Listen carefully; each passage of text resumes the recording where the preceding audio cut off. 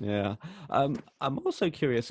So, like back in the day, I think these sort of things were given away. I mean, again, I remember speaking to John Glenn at a Pinewood meeting, and he said that after on a Majesty's, he was offered like they all had the clothes laid out, and everyone can take their pick, and he chose the Astraclan fur outfit from what Telly Savalas wore, was Blofeld.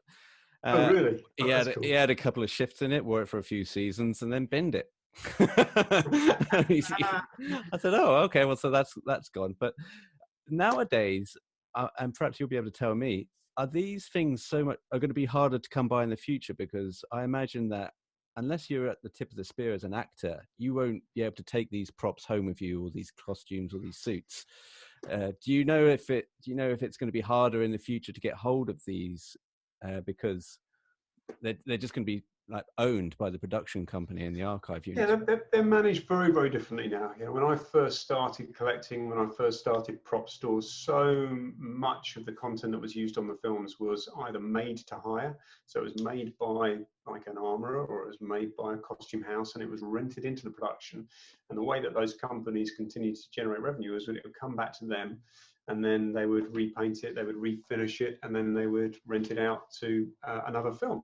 And when I first went to bat to you, of course, for the armourers for Bond for nearly 40 years, maybe over 40 years, when I first went into their facility in the very early 90s when they used to be on the Harrow Road, I got a tour there, and there were pulse rifles from Aliens, there were Flash Gordons, swords and weapons, shields from Clash of the Titans, and they were just sitting there to wait to be re-rented. Similarly, during this period, at the end of production, they would have end of productions auctions, sorry, not auctions, just sales. And that's where the production essentially had finished with the asset. You know, as I say, there was no value attributed to it. So as a sort of give back to the crew, they would have a crew sale. And that was very, very commonplace, really, right up until probably maybe 10, 15 years ago. You know, virtually all productions would do this. And I remember from one of the James Bond costumers, he was very, very close with Roger Moore, and he literally bought all of Roger Moore's shirts and some of his jackets from the end of production sales from a number of films. They still had Roger's labels in them in some instances, and other key identifiable elements to them. But the only reason he bought them, and he bought these shirts for £1 each, was because it was high fashion at the time and they were worth £5, and he couldn't afford to buy that shirt new, and so he bought it, and he wore some of them, and a lot he never wore, and actually we ended up auctioning those subsequently. Now you fast forward to today, and bear in mind, I spent a lot of time promoting this as a hobby, making people aware that these things should be preserved, they should be saved, they are, you know, they have their own place as significant cultural items, part of pop culture. Right. And knocking on a lot of studios and production companies' doors and saying, this stuff has value, don't throw it away, you know, let's Right. save it, let me resell it for you. And of course, after many years of doing that, then the production companies and the distributors finally catch on. And today, pretty much every asset is barcoded that's used, certainly on a big budget film. You know, you have an asset manager in there who works on a production from the day it kicks off, and their only job is to track every asset that's used in that film and track its life cycle. And in fact, software has now been built for studios to use to that very end. There's a key piece of software called Sync on Set, which a number of the studios have picked up now. And literally, the moment that asset is bought, it's afforded a barcode. And then every time it's checked in and checked out, it's recorded. So they have the full history of the use of that asset as well. And then when it comes to the end of production now, they don't have end of production sales anymore. And if they do, it's really just any of the very background set deck and dressing and things like that, the things that are nondescript, not custom built for the film. Same with the rental companies; they no longer make to hire. You know, there was a golden period where all I would do was go around all these costume houses and prop houses and special effects houses and say, right, what's come back into you? What's turned over since the last time I was here? Doesn't happen anymore. All that will be the background, no name, you know, secondary, tertiary actors, actresses, and their garments or hand props, and so they're not in any way collectible. They're not desirable for collectors. What happens with the key items now is that those are retained by the studios, by the production companies. They go into their archives, they use them for marketing. You Mm. see them touring for events, for exhibitions. The Harry Potter exhibition at Leeson Studios is a prime example of that. Warehouses and warehouses filled with the props and costumes used in Potter. Go to San Diego Comic Con or any of the big Comic Con events that used to happen and hopefully will come back soon. They're always populated with costumes from the latest Batman film or Wonder Woman. You know, it's all there, and the studios know that there's a value to it, both commercially from a marketing perspective, but also that these things over time will have intrinsic value in their own right.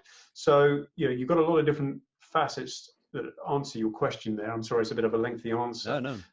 But the long and the short of it is it will still become available in some instances, but it will come through a different route. So Prop Store now partners with a lot of those studios, with a lot of those distributors, with a lot of those production companies. And when they wrap up the film and they break those assets down, once they've retained what they want to keep, which is normally a small amount of assets for the archive, they've finished all the marketing activities, then they'll call on us to actually bring those assets to market. And so collectors can get them officially from Prop Store with a certificate of authenticity, knowing that it's come directly from the studio. And that's key. You know, that's important at this in this day and age. But we're also seeing that sort of constant cycle in the same way that you see with art and antiquities. Collectors who've been collecting 20 years have a change of circumstances. They'll sell the collection, they'll come back to us, and then we can reoffer it to collectors who've never seen it before. So there is Right. always content around. I want to finish on some James Bond stuff, if you don't mind, because I know a lot of our audience would want to know about some of the James Bond artifacts. And do you have any relationship with, say, the EON, the production companies, or Dan Jack? Have you had the chance to go down and see any of the archives? How's it work? Well, I wish I'd been down through the archives. We're very, very close with Meg Simmons, who manages the archive. I know her very well. I've known her for many years. They like to vet all of the assets that we're selling to ensure that they have been legitimately released to market. You know, there is a sort of grey market element to collecting film props and costumes, things that have come out maybe, you know, gifted to somebody when they might not have been officially authorized by the heads of studio for somebody to gift it to somebody else. So we do have conversations. For many years, I've been pitching to her about doing auctions of their props and costumes at the end of their films as films are being released through Prop Store. 20 years later, I'm still asking. Still waiting for that email. I am a persistent bugger. I've been known to, you know, I have a Conan the Barbarian, Arnold Schwarzenegger Atlantean sword in my collection. I was phoning one guy for that particular sword who I knew had it, who worked on the film for 7 years before he finally opened up his storage to me. So, you know, a lot of what I do is long lead. A lot of this is about building relationships, about building confidence with partners. And so very little happens in the immediacy. So hopefully at some point we will see more of a relationship with EON. They certainly have a lot of material to work with that's in storage, a lot of duplicates and triplicates.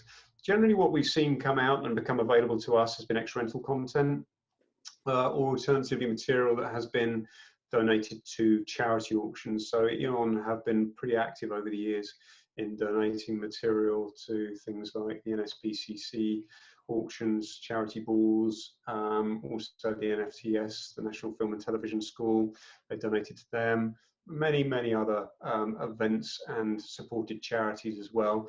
And of course, they've also had a couple of big official auctions through some of these other smaller auction houses like Sotheby's and Christie's over the years. So that material has gone into the mix and then gets recycled as well. So the material that we're sort of offering from Bond is coming from, you know, multiple different avenues and sources, but unfortunately no pipeline direct with EON at the moment. Okay, well, thanks for indulging me. I know it's because sometimes I do ask people what's their relationship with EON, because I don't have one, so I'm always interested in other people's relationships, and I'm always nosy that way. So thanks for that. No, I think, you know, look, they're a lovely group of people. It's a very family orientated culture and environment, which is highly unusual in this day of age, or where, you know, Disney Studios, for example, is bought all the other film studios pretty much, and continues to gobble them up. And so there are very few independent production companies with such power and such successful product, if you like.